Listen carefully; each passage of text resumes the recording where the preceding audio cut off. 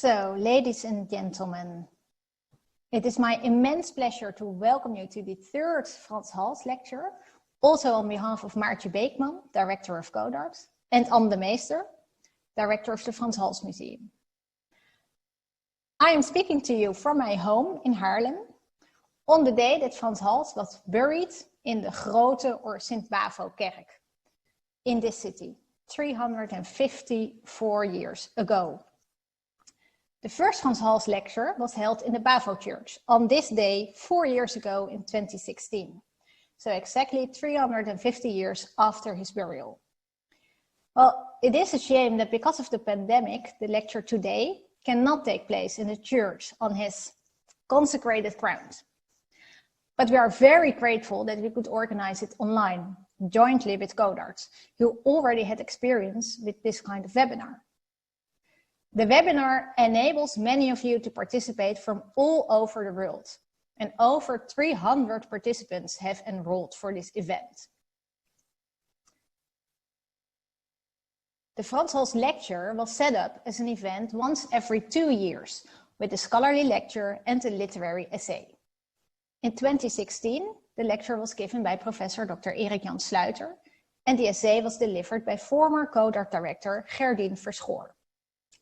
In 2018, the lecture was given by Dennis Weller, and the essay was delivered by Christine Hemrechts. This year, the event takes place in a different form, with 2 short presentations and ample time for discussion via this platform. But before introducing the speakers, I will briefly mention some practicalities for this webinar. And I think Dennis also has a slide to show. This webinar is recorded and will be put online at a later point in time. Participants will not be shown on screen unless given the floor to pose a question live. If you would like to ask a question, use the sign to raise your hand. Dennis, the webmaster of CODART, will approach you via the chat, and I will try to give you the floor as soon as possible after both of the presentations. If you would like to withdraw your question at any point, please use the sign to lower your hand. When given the floor, please turn on your microphone and webcam. And if you don't want to pose it live on screen, I can pose the question for you. But now it is time for the presentations, because that's of course why you are actually here.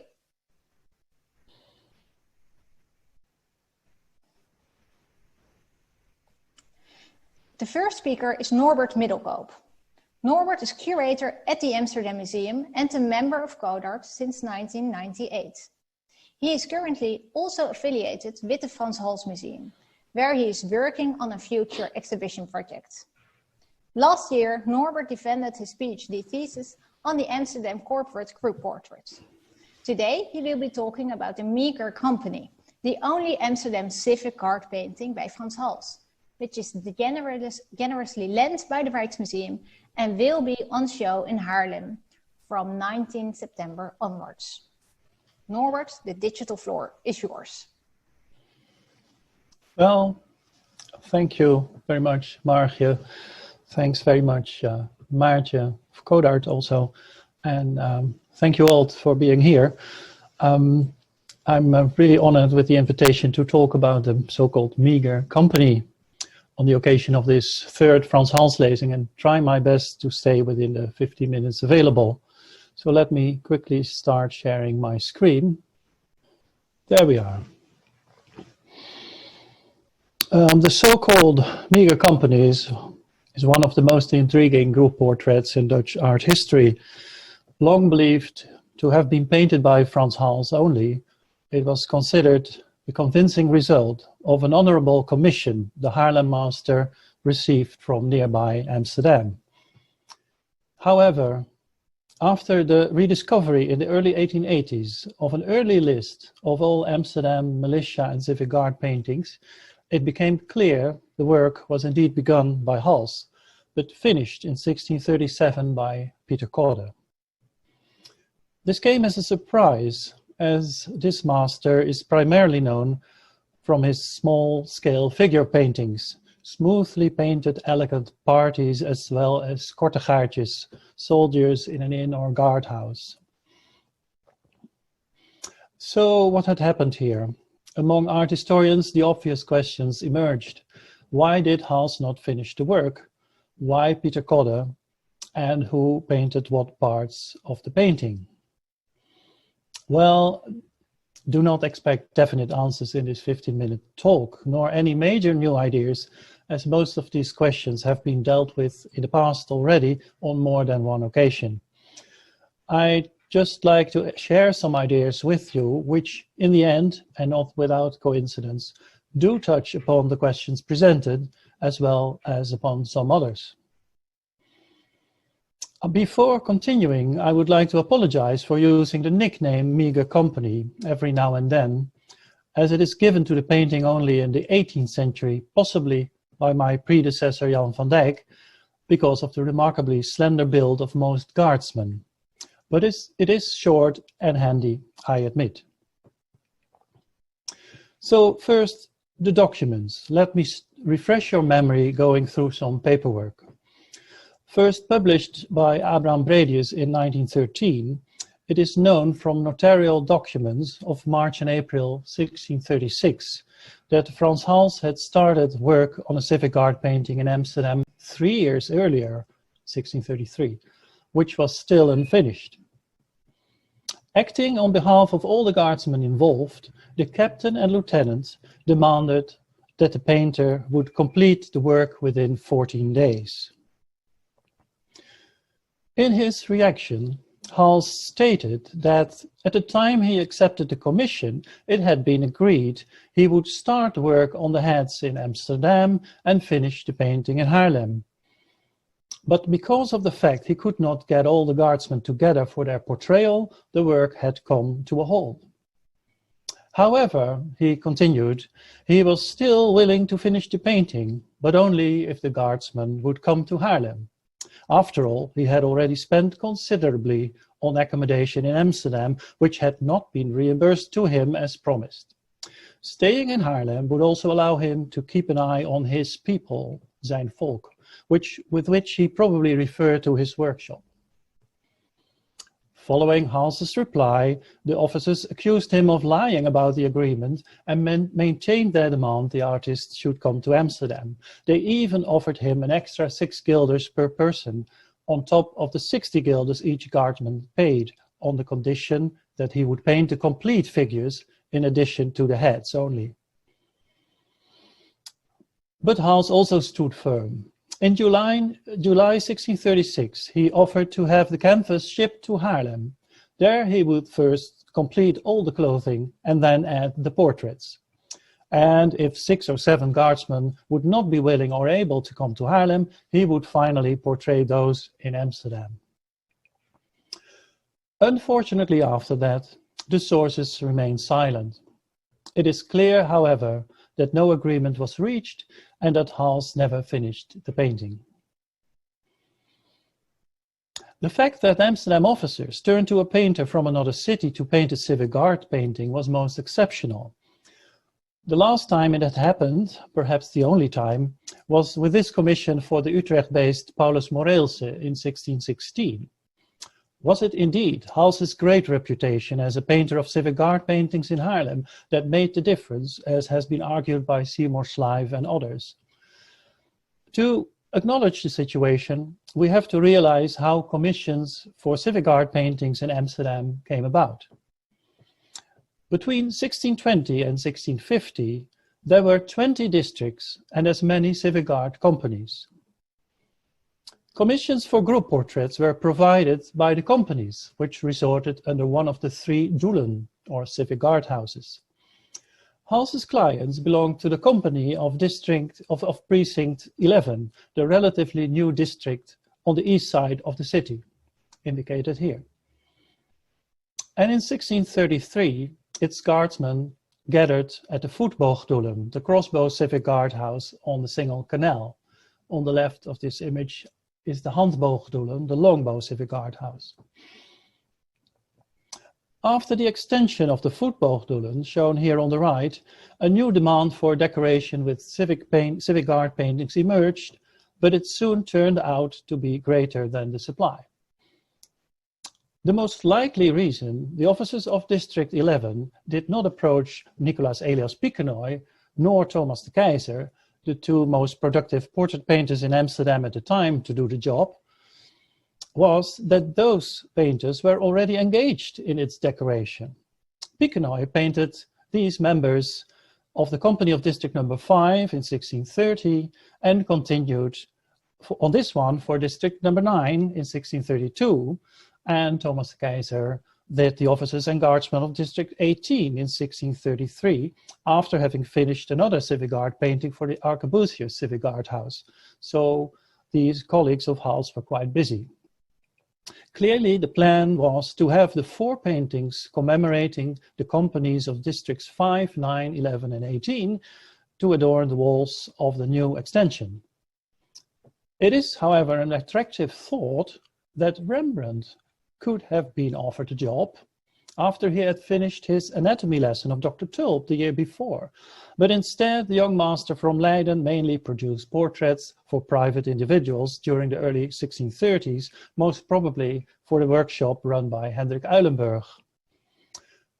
So, with not that many painters who had their hands free after all, Hals was commissioned to produce a civic guard painting, and in addition to the Haarlem colleagues mentioned. Surely his solid Haarlem reputation must have helped. But let's face it, asking painters from elsewhere was not that exceptional. If we broaden the horizon somewhat, we come across another decoration project realized in the same period. For painting their group portraits for the Amsterdam Civic Orphanage, now part of the Amsterdam Museum, Abraham de Vries, sorry, this is the wrong image. I put a Jurgen Ovens here. It should have been Abraham de Vries, my apologies. Abraham de Vries was lured all the way from Antwerp, and Jacob Bakker, clearly on the right here, from Leeuwarden.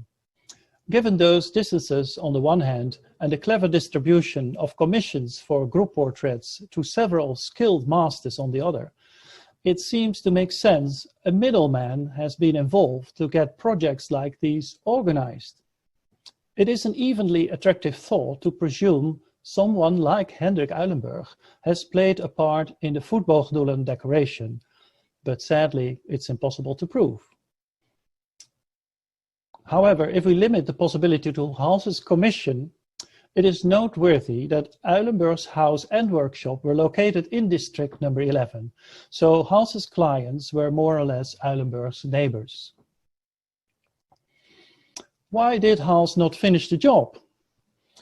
Although a few hints are given away by the documents mentioned at the start, disagreements about finishing the work in Haarlem or Amsterdam and the promised reimbursement of the money spent by Hals on lodging, I'd like to offer 2 more reasons for Hals to have second thoughts about his Amsterdam adventure. Since the documents were published, most authors, from Bredius to Slijve, have argued Hals was well paid, receiving 60 guilders per guardsman, plus offered another 6, if Hals would paint not only the heads but the entire figures. But was he indeed well paid? Although we have very little material on price rates for Amsterdam group portraits, comparing it carefully at least sheds another light on the matter. In 1617, Cornelis van der Voort received 50 guilders from each of these governors, plus 10 guilders for the framemaker. And by 1642, as you all know, the price had risen to 100 guilders for the 16 guardsmen on the night watch, with the exception of the 2 centrally placed officers, who must have paid considerably more. Even without more data, it is safe to assume that the price per portrait in a group rose gradually during the first half of the 17th century. Now, there is an interesting case in between these 2 examples. One of the sergeants on this painting from 1632 by de Keyser, I already mentioned it briefly, for the Arquebusiers Civic Guard House, had recorded in the inventory of his paintings collection that his likeness on the group portrait was worth 61 guilders. As you can see, his portrait is considerably smaller than those of the man in the foreground. It may therefore be assumed that these paid a higher amount for their full-length images, perhaps as much as 80 to 100 guilders. Hals was offered in the same time, approximately the same period, 60 guilders for each of his life-size figures, so it could well have been that when he found out that the Keizer and Picquenoy had agreed upon for their what the Keizer and Picquenoy had agreed upon for their commissions, he felt underpaid and so saw no need to hurry anymore. This supposed course of events would somehow explain the increase in price offered by the officers, an extra 6 guilders each, on top of the 60 agreed. What is perhaps most difficult to accept about this hypothesis for modern art historians is that Hals might have been given the commission not only because of his reputation as a painter of groups, but also because he was relatively cheap compared to most Amsterdam masters. Unfortunately, we have almost no information on Haarlem price rates, but for The Hague, Alkmaar and Leiden in this period, there is proof that painters received between only 12 and 30 guilders per guardsman on a group portrait. There you are. But something else might have hampered progress on the Amsterdam group as well. This civic art painting for the Calaver Man in Haarlem. It commemorates the officers and subalterns on duty until 1633. But the painting itself is not dated. Traditionally, it is believed by most art historians to have been painted before the meager company, but what if it went the other way and Hals started on it only in 1633, or even slightly later? He might have accepted both commissions at about the same time, but had every reason to focus on the Haarlem one when the situation in Amsterdam became complicated. There is no time now to focus on the obvious similarities in composition. It has been done before. But it goes without saying, Hals's relationship to the sitters on a Haarlem painting must have been much more important to him than the one with the Amsterdammers. If Hals had to make choices, it makes complete sense he would opt for his Haarlem clients. And indeed, several of the officers on this painting have been portrayed by Hals once again. This is where Peter Codder comes in, albeit a year after the notarial quarrel. About his involvement we can be relatively short. Thanks to Gerrit Schaap's 1653 description of all Amsterdam civic art paintings, it is known that Codder completed this painting in 1637. Despite his usually smooth handling of the brush, there was a good reason why he was invited to finish the work. As Isa van Ege of the Amsterdam City Archives found out and published it in 1974, Codder lived and worked in District 11, just like the guardsman on Hals's unfinished painting. Seen from that angle, it is not that surprising the choice fell on him, as he was also conscripted here, like every other male citizen between 18 and 60 years old who could afford arms and uniform. Of course, Codder did everything in his power to adapt his painting style to Hals's much looser brushwork, and once finished, he dated the painting on the right, anno 1637. But who painted what? Since it became known the meager company had been the work of both Frans Hals and Peter Codder, specialists have wondered who could have painted which section, from Jan Six the Seventh in 1893 till Martin Bijl and Klaus Green most recently. All agree that Hals's distinctive loose brushwork is particularly prominent on the left. The highest in rank can also be seen here, the sitting captain and lieutenant, the ensign on the left and a sergeant behind this group. Codder's input is to be found mainly on the right-hand side. Judging from the X-ray photos taken in the late 80s, the latter also turned the guardsman in his light leather jacket in the middle foreground, there he is, more towards us, and he neutralized the background, which originally must have offered us a view to an outdoor situation, as is visible already with the naked eye.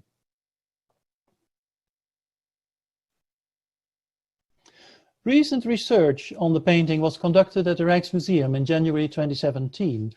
Macro XRF scanning has confirmed earlier observations that Hals must have set up the entire composition in a broad sketch.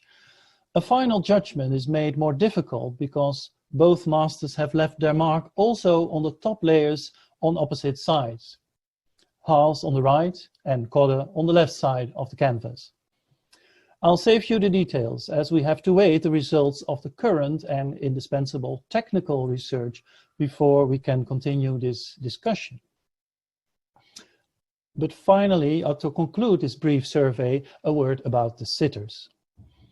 On the larger part of the 17th century Amsterdam civic guard paintings, the ranks of the officers in charge can be recognized by their decorative weapons.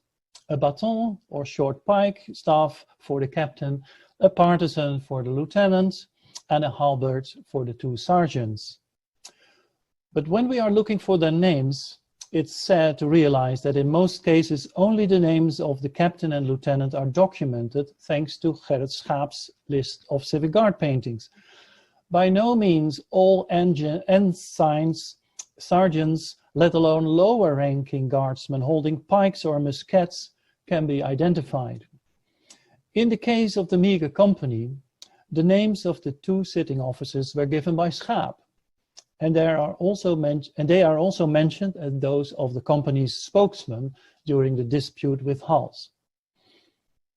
On the left, Captain Reinier Real is portrayed smiling while he listens to his lieutenant, Cornelis Michielsson Blauw, who is holding his partisan. Both are portrayed seated in accordance with hierarchical principles, and standing behind them is one of the sergeants with his halberd. He joins in the conversation, while on the left, the superbly painted ensign cheerfully looks at us. Oh, I should have shown this one. Luckily, on the basis of text data related to addresses in District 11, as well as comparison with other portraits, a few more men could be identified most recently.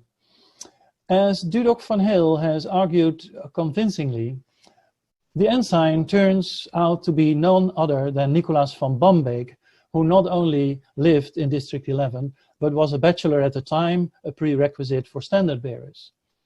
In 1641, he would be portrayed by Rembrandt. Quite convincing. And even Jonathan Bicker thinks it's convincing of the Rijksmuseum. Perhaps less convincing is Dudok van Heel's identification of this bearded man as Jan Pellicorne, portrayed by Rembrandt in 1634. However, the small parade of guardsmen who are given their names back has recently increased in size with the very wealthy Pieter Ranst, who also lived in District 11, and the young Karel Gerard. There they are. While this anonymous ship owner in the Baltimore Museum of Art, painted by Piquenoy, patiently waits for his identification. He might be the next one. But finally, what about this one? A lower ranking musketeer, slightly in the background. I think he might well be Pieter Kodde, judging from the resemblance to Kodde's portrait of a painter, cautiously described by Museum Boijmans van Beuningen as possibly a self-portrait. Both men show a similar slightly curved nose and a distinctive crease between the eyebrows. The presence of Kodde in his early 30s in the painting would make his part in the completion of the canvas even more comprehensible. And even more, if it is assumed that he may have been involved in the commission to Hals from the outset, as a musketeer to be portrayed. Kodde must have had enough reason to present himself as a respectable citizen living in District 11, close to the lepers asylum, after a divorce in court in 1636. Another possible scenario is that Kodde would not initially be portrayed, but that he took the place of someone else. That men have withdrawn between 1633 and 37 is evident from the unusual absence of one of the two sergeants of the company, The meager company is the only Amsterdam civic guard painting after 1620 featuring only one sergeant. CODART or not, whether this image is by Hals or CODART, this image on the right, remains an intriguing question, like all other questions. I can't wait to hear more about the analysis of the macro XRF images and can't wait to hear your thoughts about this. Thank you very much for your attention. Norbert, thank you very much. I'm sure everyone is applauding from the inside because we can't hear that now. But thank you very much for sharing your insights about the meager company.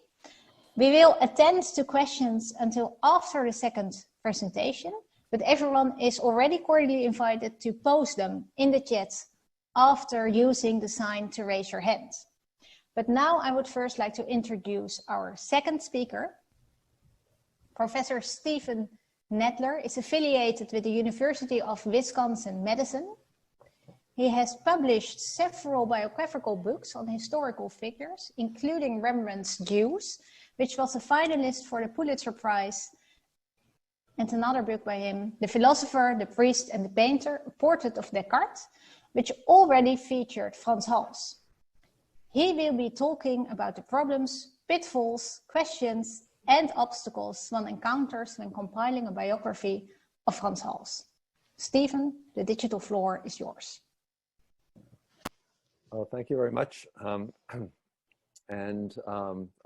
appreciate this opportunity to share my thoughts.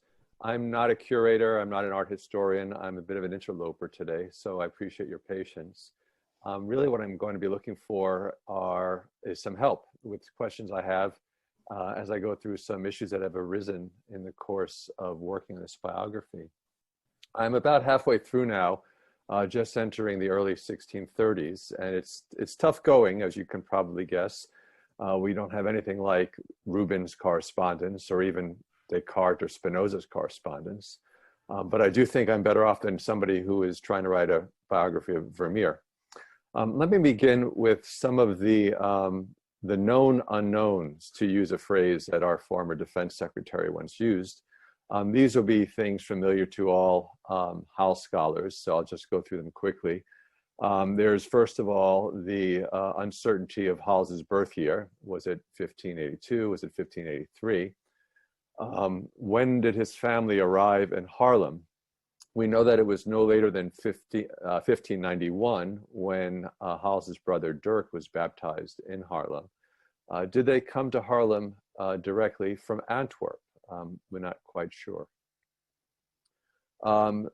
Third question, why was Frans Hals so late in joining the Guild of St. Luke in Haarlem, which he joined only in 1610 when he was 27 or 28 years?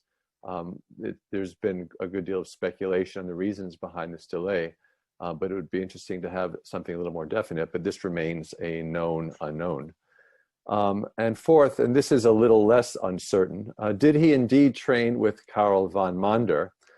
This seems all but certain. We have three witnesses from the 17th century who tell us that this was indeed the case. First of all, there's van Mander's biographer, who was writing in 1618, was most likely his son, Karel van Mander II, tells us that Hals trained with his father. Then we have the marginal remarks by Matthias Scheitz, writing in his own copy of van Mander's book. Scheitz was Philip Valverman's pupil. So in a sense, he was Hals's grand pupil, since Valverman was one of Hals's pupils. And so Scheitz probably had some good inside information on this fact. Finally, there's this anonymous toast in 1686 that was given at the New Year celebration of Haarlem's Guild of St. Luke, in which it is remarked upon that Hals studied with van Mander.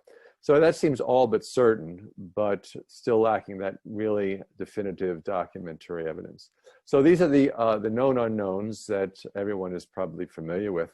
The real question that's been bothering me, and I want to use this as a kind of portal to a particular painting I just want to discuss.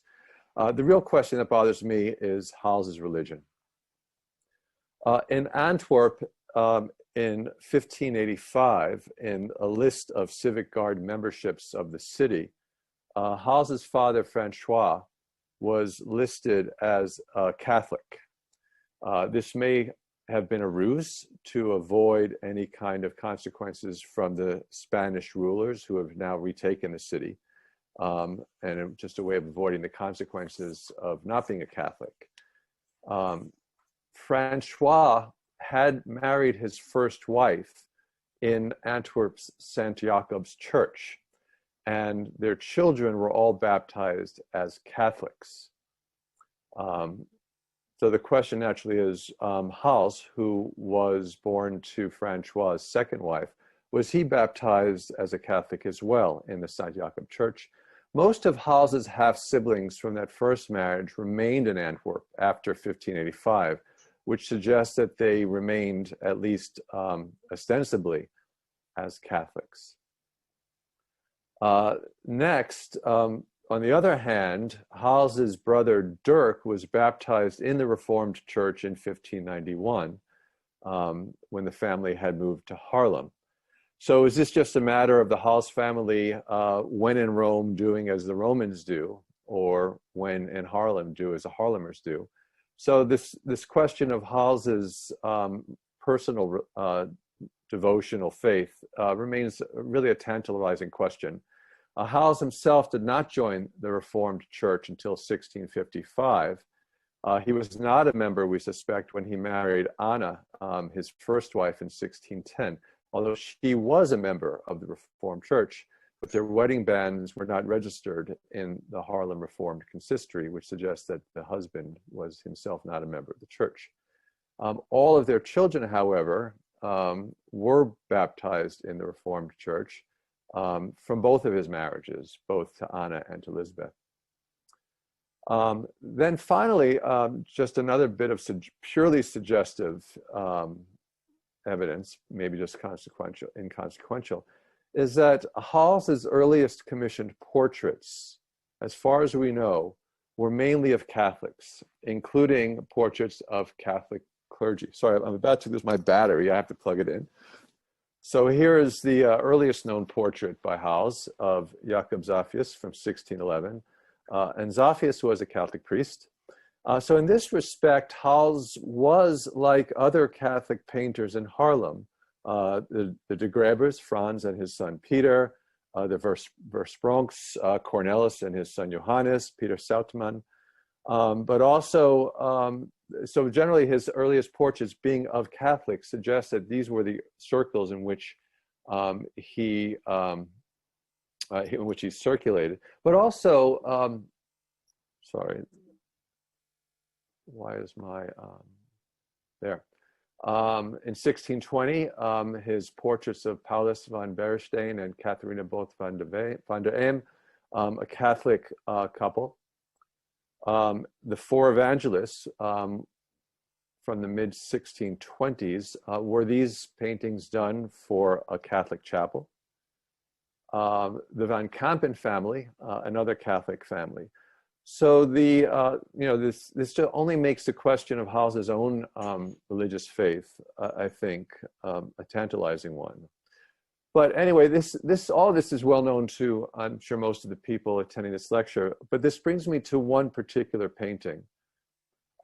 This painting, a 1649 portrait of Descartes.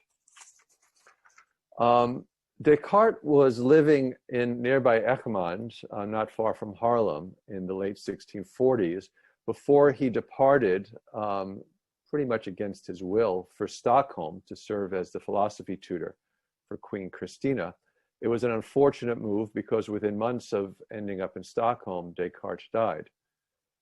Descartes' earliest biographer, Adrien Bayet, says that Descartes' friend, his fellow music lover, was a Catholic priest in Haarlem, Augustine Blumart. And Bayet says that Blumart wanted a portrait to remember his departing friend before he left for Sweden. Here is Johannes Versprong's portrait of Blumart.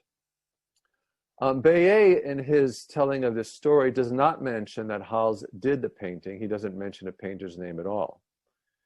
Now, it's possible that Blumart, in fact, had nothing to do with connecting Hals and Descartes, that the reason why Hals painted that portrait of Descartes was independent of anything Blumart, any role that Blumart may have played.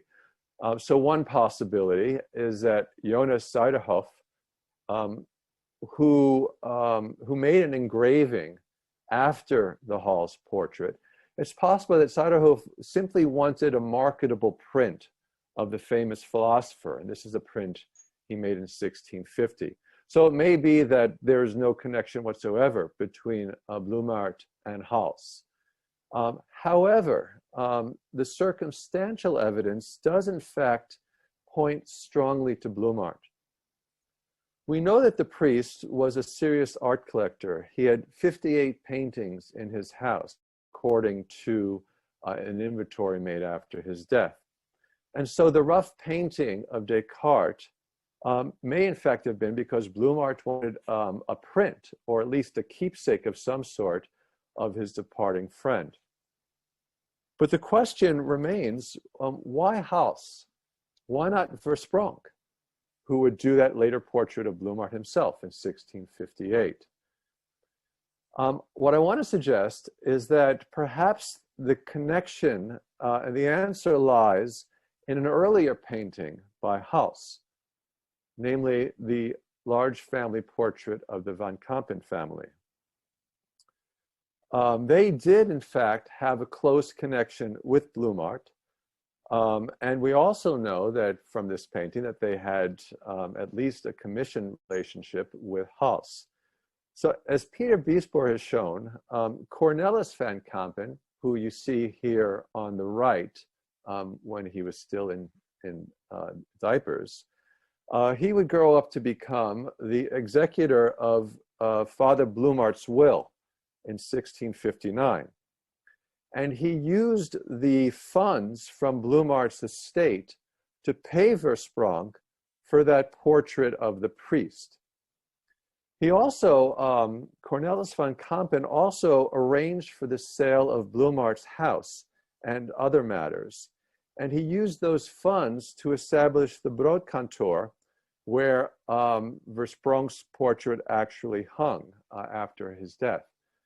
So the question then I'd just like to put out there is, did in fact the Van Kampen family steer their good friend, Father Blumart, to Hals when Blumart was looking for a portrait of his soon to depart friend Descartes? So there's a bunch of questions, suggestions. As I said, it's slow going writing a biography of Hals, but quite enjoyable. And I'm very grateful to the work of all the Hals scholars and others who have laid the ground so well. Thank you. Well, Stephen, thank you very much as well for your lecture with some very interesting questions that you raised. It is time now for the discussion. So everyone is invited to post their questions. You can also still ask questions also during the discussion by again using the sign to raise your hand. And let's see if there have already been asked a couple of questions. I will try to give the floor to Anne de Meester, the director of the Frans Hals Museum, because she has a question to ask. Anne, are you there? Yes, Marcia, I am. I'm seated in the Frans Hals Museum office with very strong light.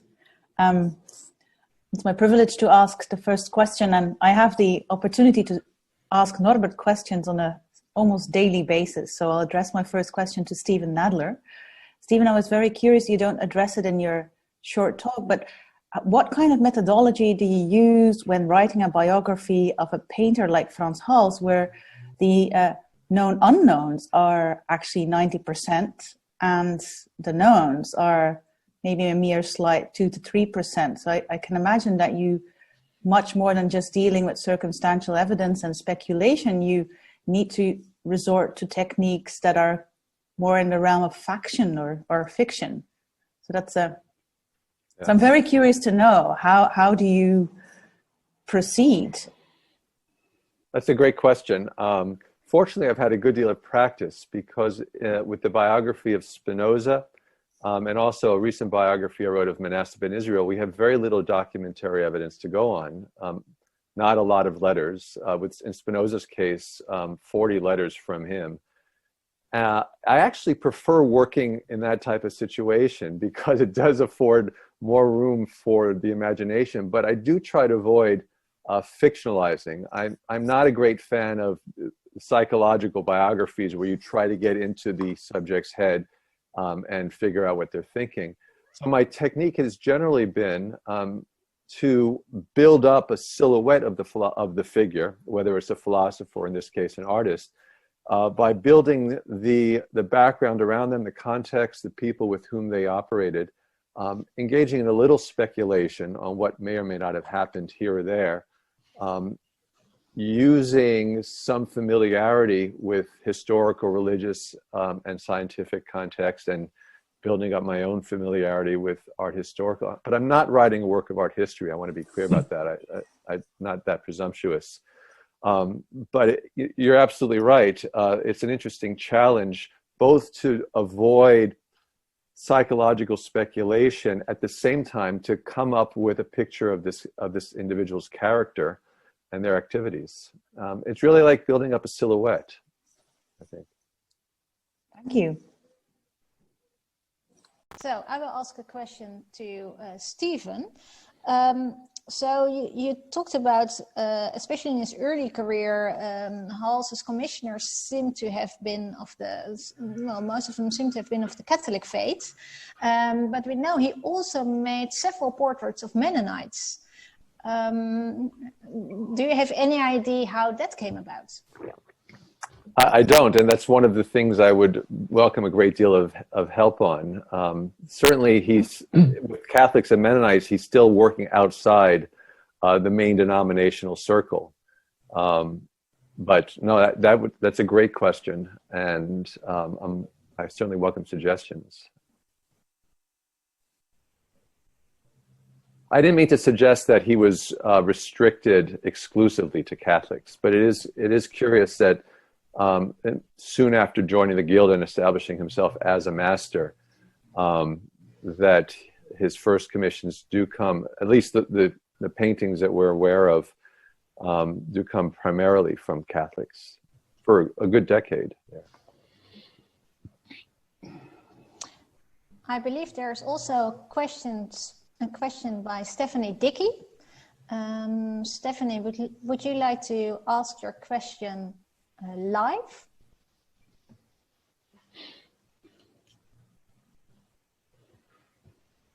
Let's see if Dennis can find Stephanie.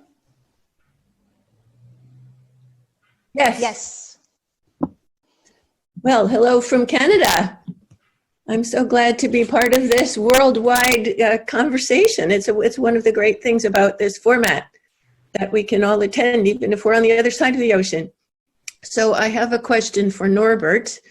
Obviously, I'm very interested in the possibility that Hendrik Ellenborg might have had something to do with the Meagher Company. And I wonder what you think about Bas de Rock van Heel's idea that it might even have been painted on the Breestraat, and that Rembrandt and Hals might have rubbed elbows at the time. So that's my question. Yeah, well, thank you, Stephanie, and good to see you. I think it's an excellent thought, although difficult to prove, but it would fit into the idea of a middleman being responsible for this sort of complicated commissioning situation at the Voetboogdoelen, with 4 paintings to be made, several others for other civic guard houses. so some involvement of a middleman seems likely. And at that very moment, Hendrik Uylenburg seems to be our only candidate. There is a strong link between Uylenburg and Piquenoy. Piquenoy later buys the house where Uylenburg lives.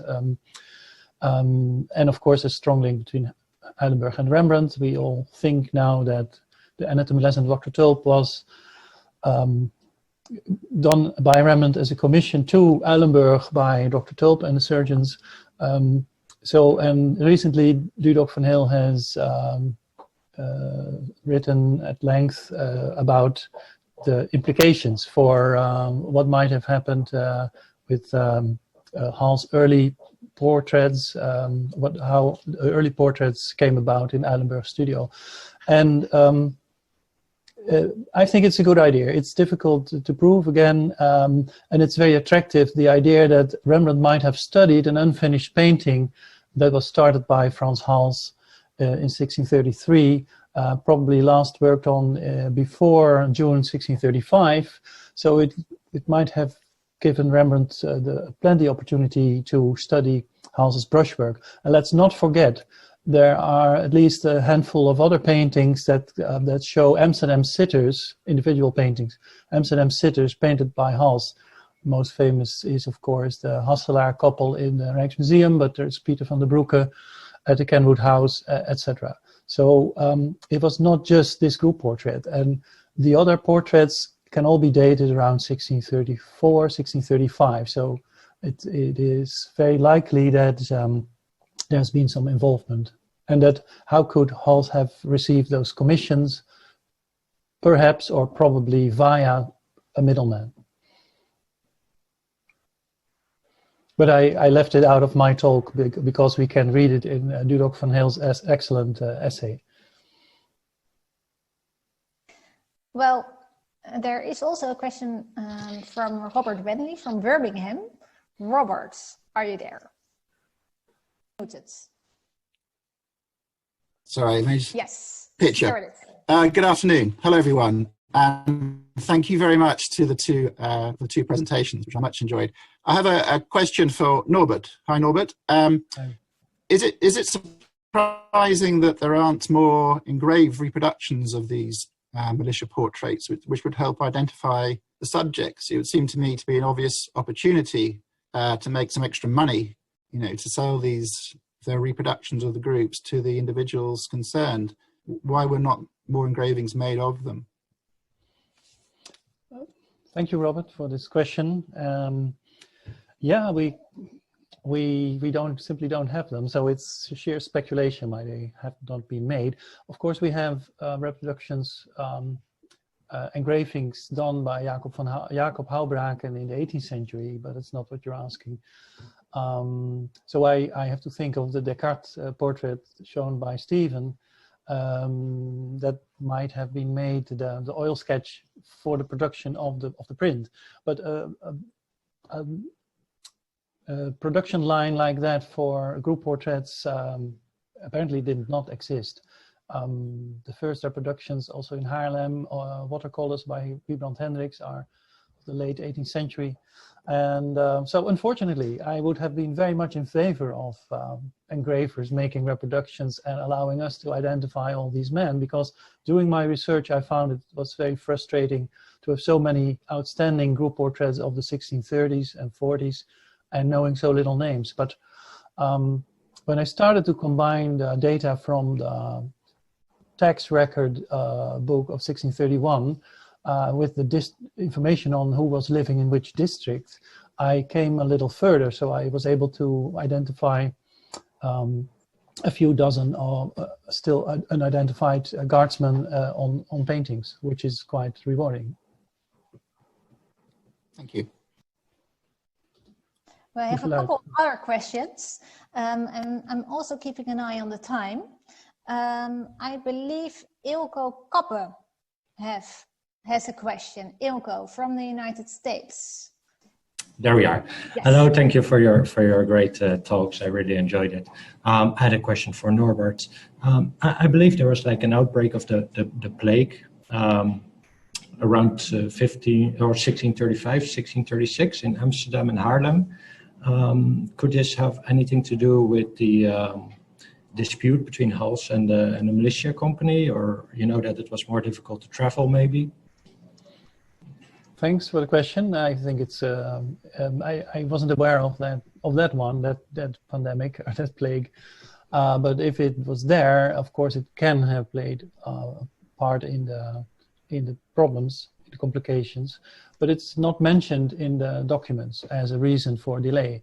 The only sickness mentioned is the sour leg that prevents Hals from traveling to Amsterdam. That's in one of the first documents.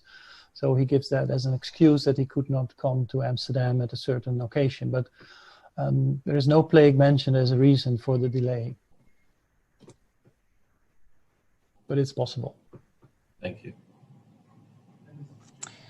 Well, I believe there is also a question by Arthur Relock, also from the United States.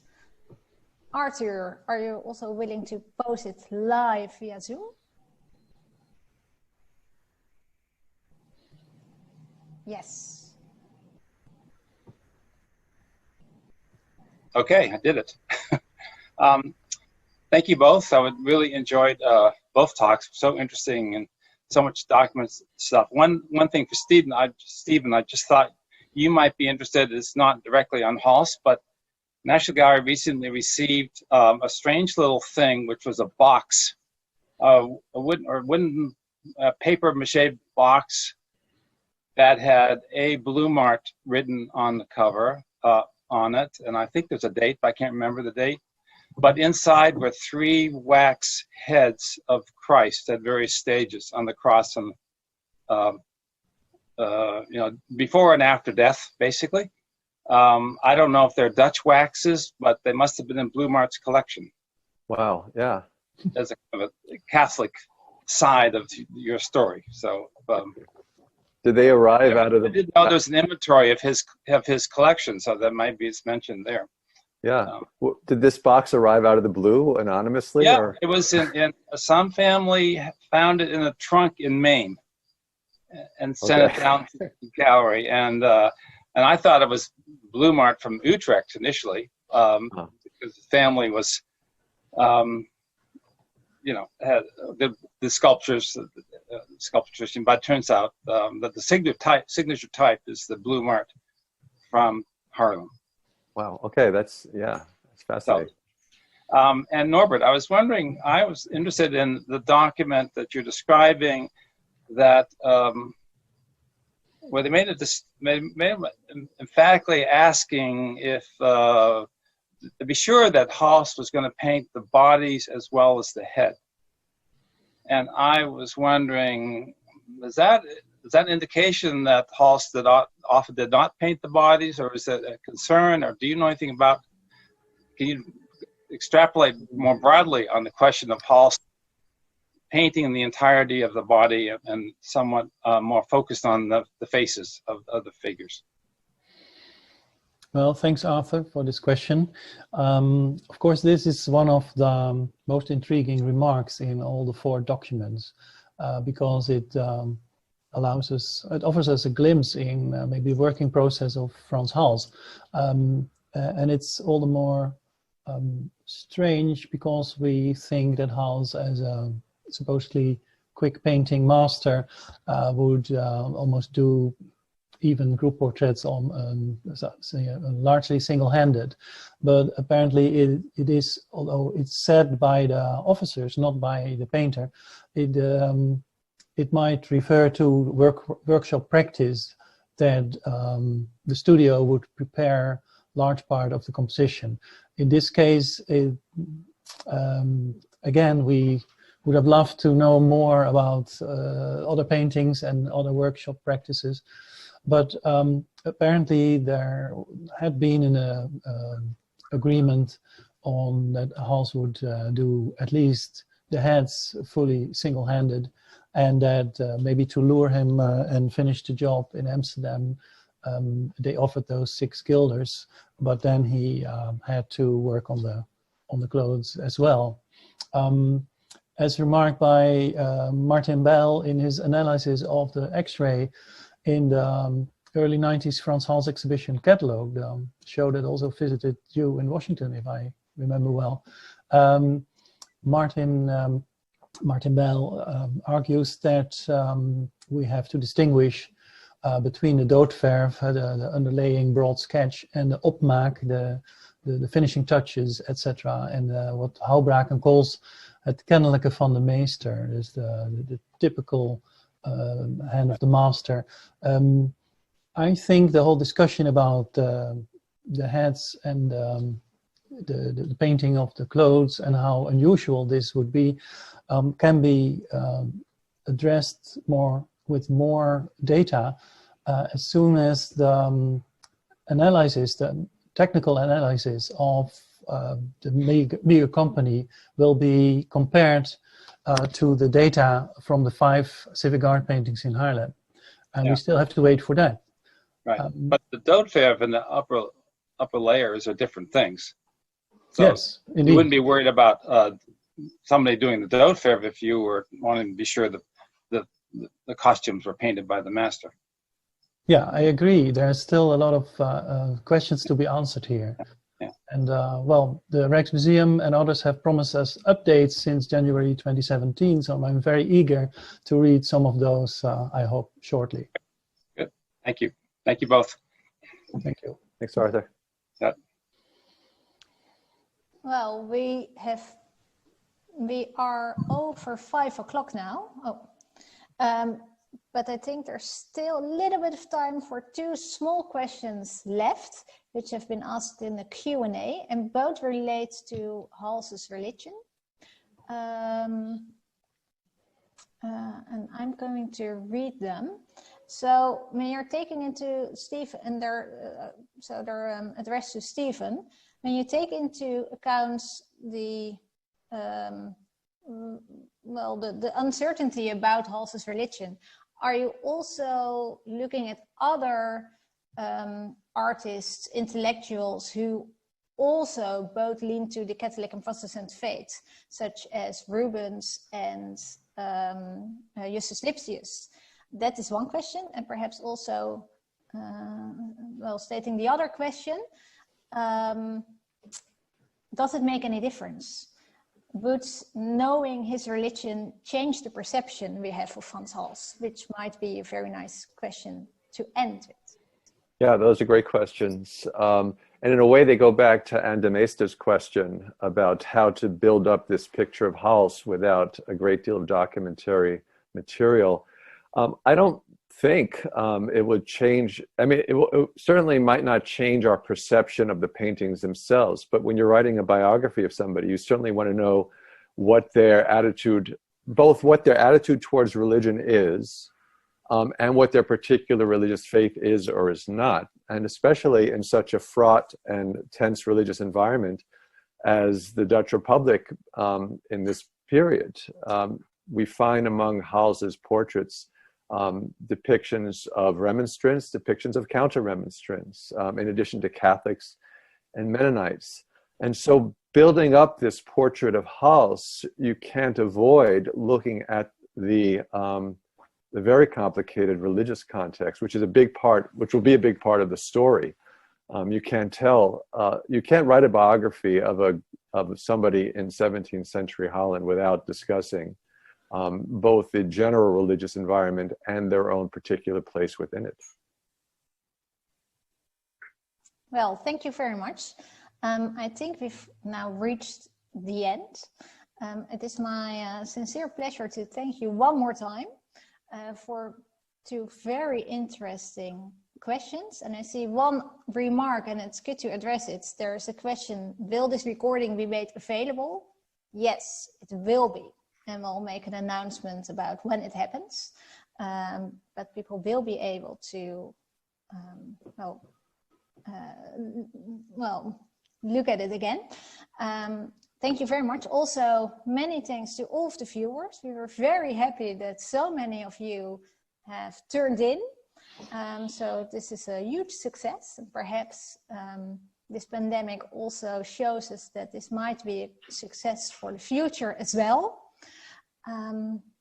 Well, we hope to reconvene in 2 years for the 4th Frans Hals Lecture. Can I add one suggestion? Because from September 19th onwards, the Amiga company will be in the Frans Hals Museum and giving us an excellent opportunity to compare. And maybe Bloemaert will be there, I don't know. That would be nice. Maybe that box will end up there. The box, great. Yeah. Well, thank you again. Thanks all for listening, and hope you enjoy the rest of your day. Goodbye. Thank you, Thank Mark. you very much.